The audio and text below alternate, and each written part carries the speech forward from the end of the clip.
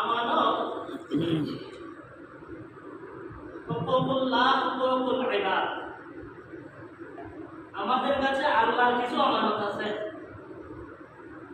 আবার বান্দার কিছু আমানত ক্ষেত্র বিশেষে থাকে। আল্লাহর আমানত কোনগুলা? আল্লাহ তাআলা পবিত্র কোরআন যেটা আমাদেরকে দিয়েছেন সেটা আল্লাহর দেয়া আমাদের কাছে আমানত।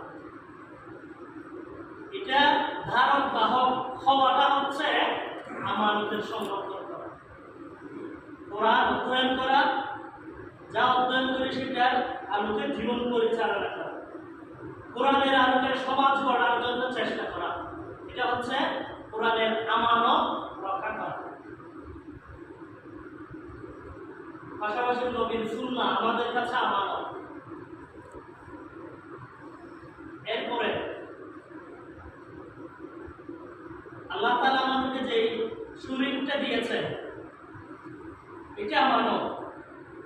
আল্লাহ আমাদেরকে মেধা দিয়েছেন, এই মেধা দ্বীনের জন্য ব্যয় করা মানে হচ্ছে আমানত রক্ষা করা। যে সময় দিয়েছেন এই সময় আমানত। আমাদেরকে যে সুস্থতা দিয়েছেন এই সুস্থতা এটা আল্লাহ দেয়া নিয়ামত, এটা আমানত। সবগুলো যথাযথভাবে রক্ষা করার নাম হচ্ছে আমানত।